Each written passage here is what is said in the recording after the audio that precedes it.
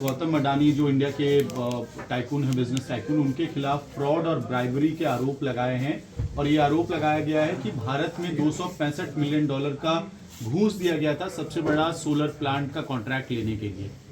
देखिए, बार बार हम लोग ये कहते रहे हैं कि प्रधानमंत्री जी के मित्र गौतम अडानी पूरे दुनिया में भारत का नाम मिट्टी में मिलाने में लगे हुए हैं। कभी ऑस्ट्रेलिया से उनके खिलाफ खबरें आती हैं, कभी मॉरिशस से उनके खिलाफ खबरें आती हैं, कभी मलेशिया से उनके खिलाफ खबरें आती हैं, कभी दुबई से उनके खिलाफ खबरें आती हैं। पूरे दुनिया में अडानी ग्रुप ने भारत का नाम मिट्टी में मिलाने में अपनी भूमिका निभाई है और इसमें मुझे अफसोस के साथ कहना पड़ रहा है कि भारतीय जनता पार्टी और देश की सरकार आदरणीय नरेंद्र मोदी जी, पूरा देश तो उनके नाम नीलाम कर ही रहे हैं, बाहर भी जाते हैं तो उन्हीं के लिए धंधा दिलाने के बारे में सोचते हैं, उनकी चिंता उसी के बारे में होती है। आप देखिए, प्रधानमंत्री की यात्राएं जहां जहां हुई हैं विदेशों की, उन सारी जगहों पे अडानी को ठेका मिला है।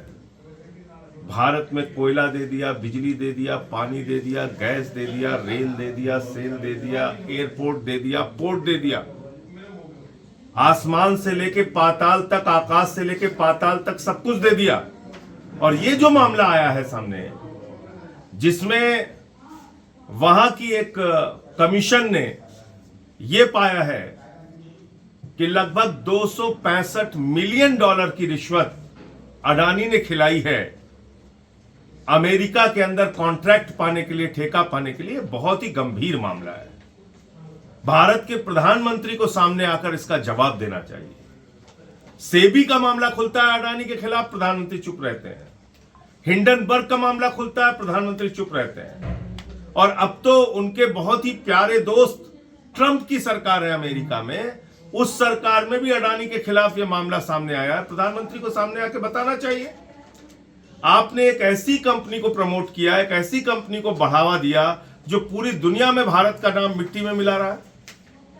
तो मैं समझता हूं कि अडानी के खिलाफ जितने भी मामले अब तक के पेंडिंग हैं, सबकी जांच सुप्रीम कोर्ट की मॉनिटरिंग में एक जांच एजेंसी के द्वारा कराई जानी चाहिए।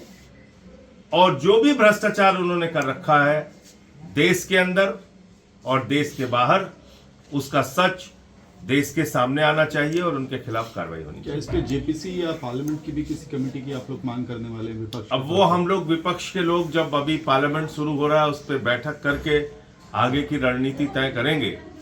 लेकिन ये जरूर है कि अब ये साबित हो गया कि प्रधानमंत्री इंडिया के लिए नहीं, अडानी के लिए काम करते हैं, देश में हो या देश के बाहर। ये बैठक आम आदमी पार्टी की कहा जा रहा है कि टिकट पहली सूची आ जा सकती है। आज अभी चर्चा विचार विमर्श होगा और उसके बाद जो फैसला होगा आपको बताया जाएगा। क्या आप लोग उस पर क्या मतलब रणनीति रहेगी टिकट वितरण को लेकर के, क्योंकि बहुत सारे लोग पार्टी। देखिए, आज की पॉलिटिकल अफेयर्स कमेटी में जो भी चर्चा होगी उसकी आधिकारिक सूचना मीटिंग खत्म होने के बाद आप लोगों को दी जाएगी।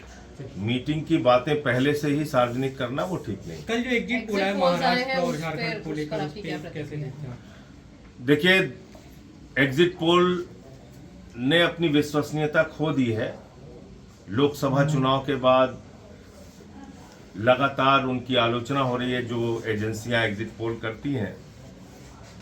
लेकिन महाराष्ट्र में दो तरह के एग्जिट पोल आए हैं। कुछ लोग महाविकास आघाड़ी को जिता रहे हैं, कुछ लोग महायुति को जिता रहे हैं। मुझे ऐसा लगता है कि महाविकास आघाड़ी महाराष्ट्र के अंदर सरकार बनाएगी, चुनाव वहां पे जीतेगी। और जो एक मैंने प्रचार में जाके वहां देखा था कि गद्दारों को माफी नहीं, तो वहां की जनता भारतीय जनता पार्टी को, शिंदे को और अजीत पवार को महाराष्ट्र की जनता के साथ धोखा देने वाला और महाराष्ट्र के साथ गद्दारी करने वाला एक दल मानता है। 2 लाख करोड़ रुपए की योजनाएं महाराष्ट्र से गुजरात गई हैं, उसको लेकर भी वहां पे विरोध था। सर, जेपीसी को लेकर ये कहा जा रहा है कि आखिरी बैठक हो सकती है और एक हफ्ते बाद जो है वो अपनी रिपोर्ट। अरे भाई, अभी तो 700 पन्नों की मिनिस्ट्री की रिपोर्ट पे चर्चा करना ही बाकी है। 5 राज्यों का टूर था, 2 राज्यों में हुआ, बाकी राज्यों का टूर भी नहीं हुआ है। तो ये चर्चा कहां से अपने आप चलाई जाती है? और अगर अमित शाह जी और कानून मंत्री रैलियों में जेपीसी के बारे में बयान दे रहे हैं, रिपोर्ट आए बगैर कह रहे हैं कि हम तो बिल पास करेंगे ही करेंगे, तो ये तो अपने आप। और वैसे मैं आपको बता दूं, भारतीय जनता पार्टी बहुत ही होशियार और शातिर पार्टी है। वो इस वक्फ बिल के मुद्दे को जिंदा रखना चाहेंगे, क्योंकि उनको मालूम है कि मंदिर बना दिया तो उसके बाद तो वोट मिला नहीं उनको। तो इस वक्फ बिल के मुद्दे को ही वो जिंदा रखना चाहेंगे। वो चाहेंगे कि इस पे रोज वो राजनीति करते रहें, और इसलिए वो पास करने की हड़बड़ी अपनी ओर से नहीं दिखाएंगे, ऐसा मुझे लगता है।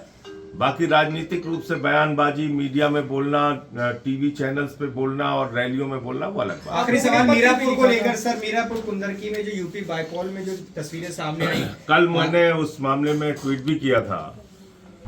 लोकतंत्र की जिस प्रकार की तस्वीर कल आई है वो बहुत ही भयावह है। अगर चुनाव आयोग कोमा की स्टेज में रहेगा, दरोगा रिवाल्वर तान के मतदाताओं को वोट करने से रोकेगा, तो फिर तो इस देश में तानाशाही आ चुकी है। डेमोक्रेसी कहां है? हम वोट ही नहीं डाल सकते क्योंकि दरोगा खड़ा है रिवाल्वर लेके, वो कनपट्टी में गोली मार देगा। और इसके बावजूद चुनाव आयोग कोमा की स्टेज में है, कुछ उसको दिखता नहीं। प्रधानमंत्री कुछ बोले, गृह मंत्री कुछ बोले, वो हेमंत विश्व शर्मा वो कुछ नफरत फैलाए, कुछ भी कहता रहे। तो मैं समझता हूं कल जो कुछ हुआ वो बहुत ही दुर्भाग्यपूर्ण है, और लोकतंत्र में कम से कम वो घटना स्वीकार्य नहीं है। उस पर चुनाव आयोग को और सख्त कार्रवाई करनी चाहिए। ठीक है।